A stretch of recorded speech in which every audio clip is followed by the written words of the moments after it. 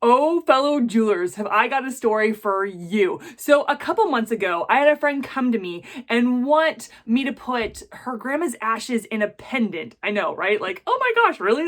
Yes, absolutely. And because I adored her, I'm like, okay, I want to figure this out. Well, the more we talked about what she wanted and how it was going to look, the more I was like, gosh, I don't know if I can just use UV resin, or I don't know if I could just use epoxy resin. It seems like I need to use both. So I started researching, going on YouTube, going online, going, can I use UV and epoxy resin? Well, I found a video that's like, yes, but it didn't really explain. So I was like, okay, it's possible, but how? And so I actually started praying about it. I'm not joking. I started praying about it. And all of a sudden this word came to me, which was embed. And the Lord started to show me that if you make the UV as an embed, then you can pour the epoxy on it after the UV is dried. And I'm like, whoa, no way. And so from this knowledge and from experience and doing all these pendants for my friend, I came up with this. Oh my gosh, look at this. This is UV and epoxy in one cute pendant. And no, this is not her grandma's ashes. I actually used sand for this video. I did not really video the ashes for you guys, but I had to show you that it is possible using UV resin and epoxy resin for one jewelry project. So before we get started making this pendant, make sure you subscribe my channel, click that bell, get notifications, because I love teaching you how to make jewelry. I do resin jewelry, I do beaded jewelry, I do a little of both. So you and me, let's get this party started. All right, so we are gonna make the cutest pendant you ever did see using both UV and epoxy resin.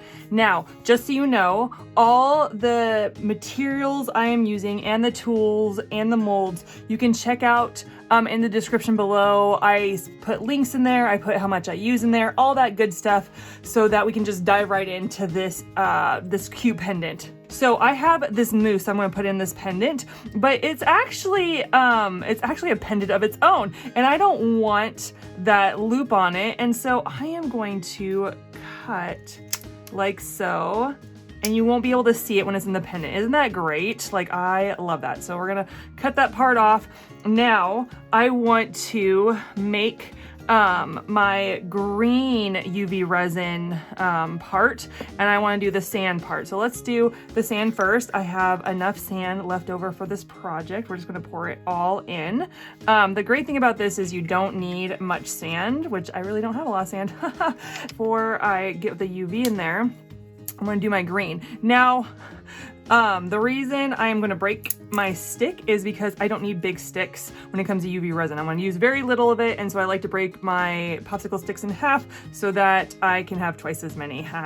Okay, so I actually want a lot. I've made it too light in the past. I want to make it a bit dark, and you don't need a lot because you're really not going to use a lot of resin. So, and we're going to add our UV, but first I gotta get my gloves on. You gotta use safety and put a mask on because this is toxic stuff we're working with, and so you want to be able to protect yourself and your skin. I even have an apron on to protect myself. So I am going to get my UV in. I don't need a lot, so we don't need to put a lot. Now with the sand, I need all the grains to be coated. I need them to be coated. If they're not, I'll add more UV. So I'm gonna take my stick and I'm just going to mix it around until it is all mixed together. I don't want clumps. I don't want there to be mica powder underneath.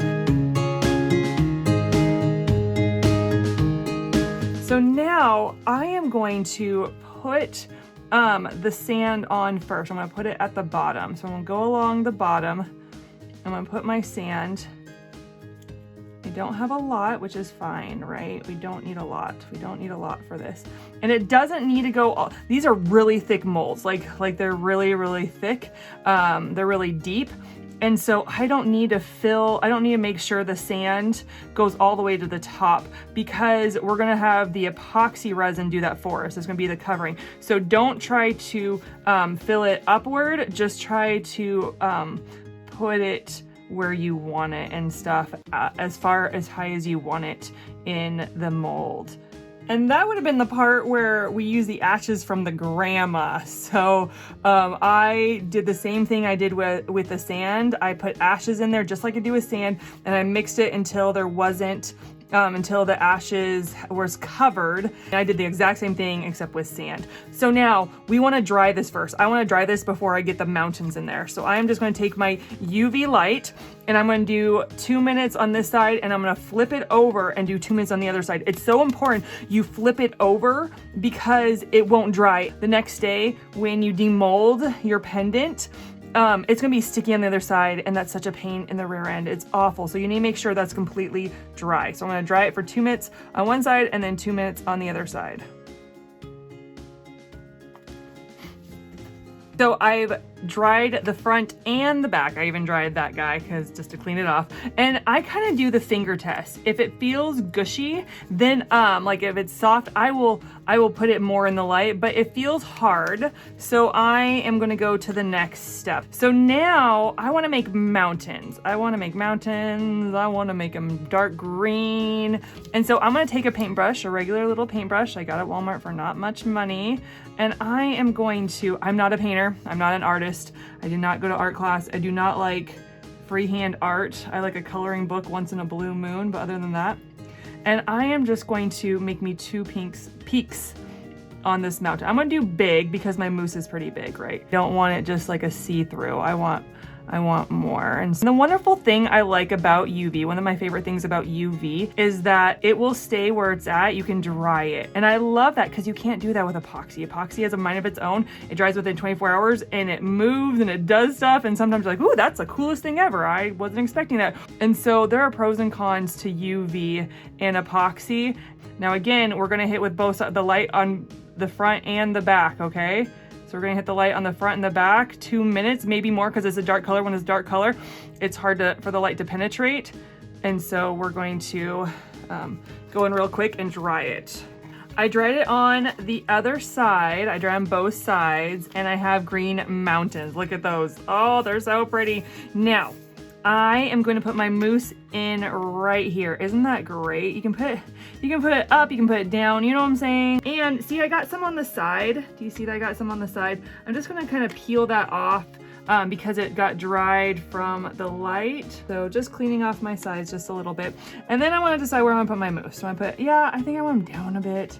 Okay, so now we're done with the UV resin part. It's dried, it's great. It's more like an embed at this point, right? Like it's more like embeds. Like when you use epoxy resin, you can do lots of embeds. And so because you dried the UV resin, it's become more of an embed. So I've already mixed my epoxy up. I already did it for 5 minutes. I left it. I did the very first thing. I left it because I wanted all the bubbles to come to the surface, but I'm super paranoid about bubbles. So I got 91% rubbing alcohol and I'm just going to spray it because that helps with the bubbles.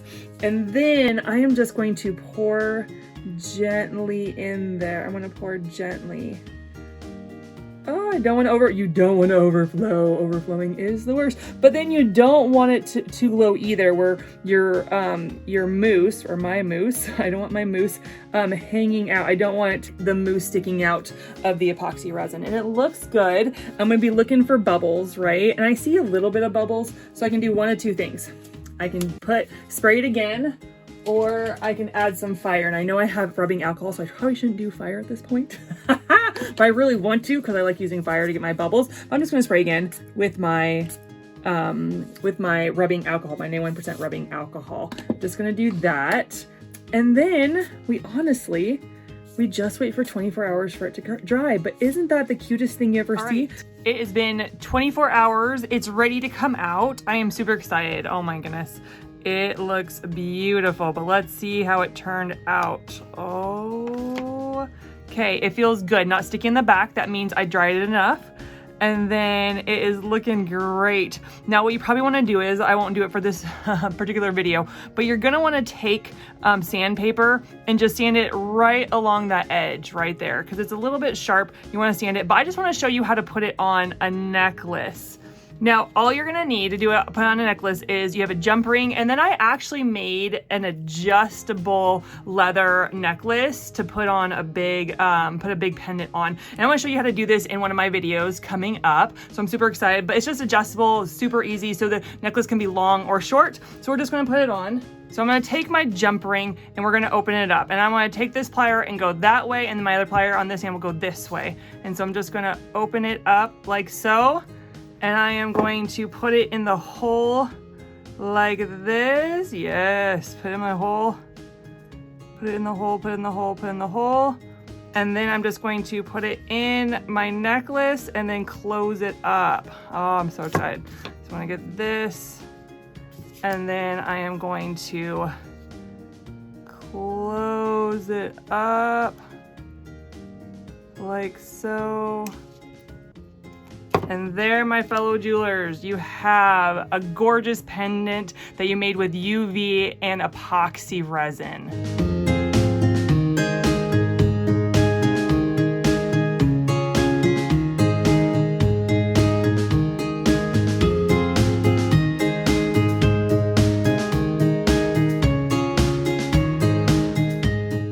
Now I want to pray for you guys. At the end of my videos, I love praying for my viewers. And I was just seeking God, asking him, what can I pray for the end of this video? And all of a sudden I saw another vision. I had a vision for my last video. Go check it out. It was amazing for 2023. But this vision was different. I was actually in the vision watching fireworks, and they were going off like they should, all pretty. And you're like, oh, you know, like the ooh, the ah.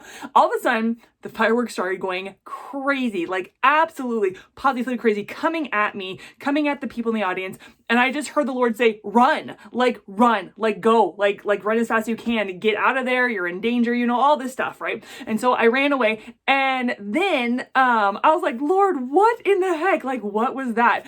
And he started to say, like, there are some of you that you got caught in the middle of, like, not doing anything bad, but it turned out bad. Like you were in the wrong place at the wrong time. Those are exact words the Lord used. But you've been wondering, God, why did you allow me to go there? Why didn't you stop me? You could have done something. And he wants you to know that he could have stopped you, but it's to teach you, because the next time something like that is about to happen, you're going to sense it. You're going to be already prepared. You're like, no, this has happened before. I'm not going to let it happen again. And you're going to run in the opposite direction and tell others, don't go there. Don't do that. And so that thing that happened to you, that you're the wrong place at the wrong time, it wasn't an accident. The Lord was there. He wanted you to experience it. Nothing happened to you. You did not get hurt. You may have got emotionally hurt, or you may have got a little freaked out, but he wanted you to be prepared for the next time. So I just want to pray for you. Lord, I thank you that when we put our life in your hands, when we surrender to you, that nothing is by accident, God. And even the things where we feel like we're at the wrong place at the wrong time, you're going to use for our good. You're going to use for down the road so that we don't get hurt, or that something worse doesn't happen. Lord, I thank you, God, that you had us experience that. God, I thank you, God, that you're going to use it so that we stay away and that we warn others to stay away as well. God, you are so good that you have every situation you use for our good. And we just praise you for it. In Jesus' name, amen. All right, guys, thank you so much for tuning in. Guess what? I'm going to catch you in the next video. Bye!